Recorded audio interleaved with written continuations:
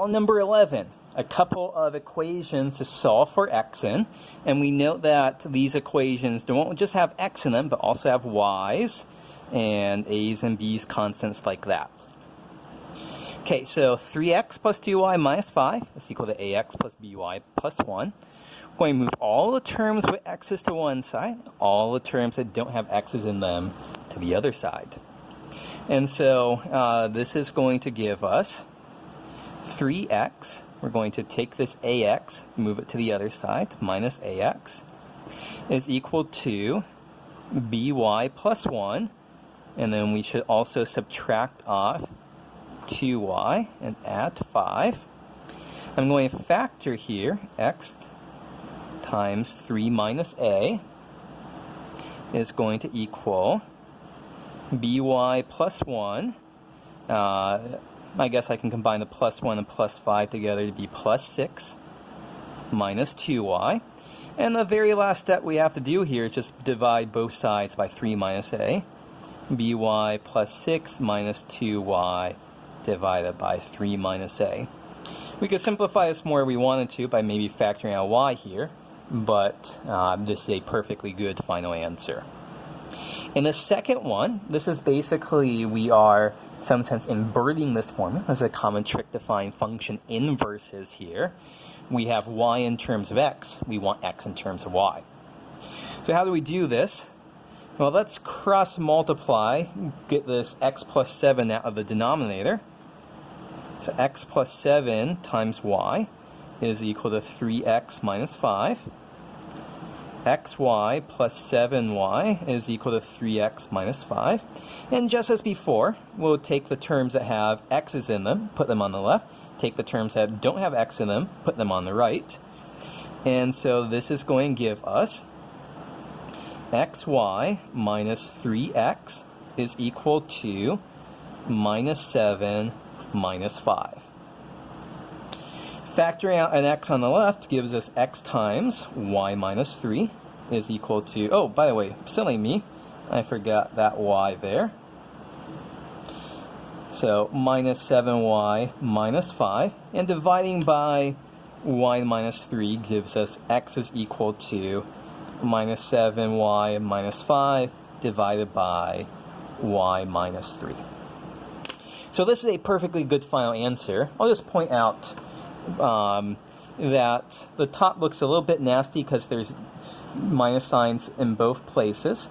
So we may want to just multiply top and bottom by minus 1 to make this 7y plus 5. And y minus 3 times minus 1 gives us 3 minus y. Maybe this looks just a little bit nicer on the eyes. Okay, problem number 12 asks us to simplify several expressions. And so for this one, what we know we need to do is when we're multiplying together something like a squared times a cubed, these exponents add. And if we have like b squared, and then we raise that to the third power, those exponents multiply. So what does this give us? So minus 3a to the minus 2, b to the fourth, times all of this to the minus 2. So 2 to the minus 2, a to the a cubed raised to the minus 2 gives us a to the minus 6. B to the minus 6 and the minus 2, multiply those together to get b to the 12th. And so, what do we have here? Minus 3, 2 to the minus 2 is, so negative exponent, so I guess there's one more thing that we need here. A to the minus 1 is the same thing as 1 over a. So 2 to the minus 2 is the same thing as dividing by 2 squared. A to the minus 2 times a to the minus 6 is a to the minus 8. B to the fourth times b to the 12 is b to the 16th. And so what do we end up with here?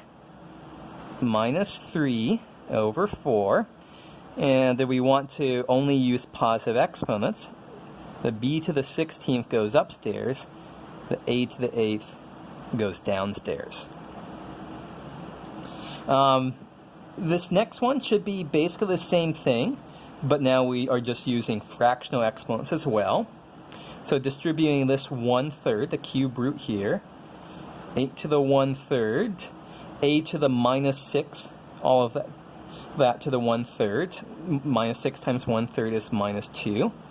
And then b to the 4/3. And times 2a cubed, b to the minus 2/3. 8 to the 1/3, 8 is 2 cubed. So the cube root of 8 is 2. Times 2. A cubed times a to the minus 2 is just a. B to the 4/3 minus 2/3 gives us b to the 2/3. So we can simplify this as 4a b to the 2/3. Okay, one final one here. So x to the minus 1/3 and y to the minus 1/2. So let me just kind of sideboard this a little bit. I'm going to work from the inside out. So first this this numerator here is going to be x to the minus 1/3 raised to the minus 3 is just x to the 1, y to the minus 3/2 divided by x to the 1/2 and y to the minus 4th. So now I'm bringing the denominator in here. I'm going to take account of the final exponent to the minus 2 power later on. So this is going to be x to the 1 divided by x to the 1/2 means we subtract 1/2 from the exponent. Y to the minus 3/2 divided by y to the minus 4 means we add 4 to the exponent. So x to the 1/2, y to the minus 3/2 plus 4 is 5/2. And so what do we end up with? Our very final step is going to be taking this, x to the 1/2, y to the 5/2, and now raising it all to the minus 2 power. So this would be x to the 1/2 times minus 2 is minus 1. Y to the 5/2 times minus 2 is minus 5. So that's 1 over x times y to the 5th. So lots of manipulations of these exponents here. And it just basically comes down to being able to apply these rules I wrote down special cases of. A squared times a cubed, those exponents add to b. 2 plus 3 is 5. B squared, all of that cubed, those exponents multiply together to be b to the 6. And just remembering that negative exponents mean division. Okay, problem number 13. Some evaluation involving particular numbers here. So for the first one, 27, we have to the 2/3 power. The thing you need to realize here is 27 is 3 cubed. So this is 3 divided by 3 cubed to the 2/3 power. And so now this is going to, the 3 times 2/3 is going to be, 3 times 2/3 is 2.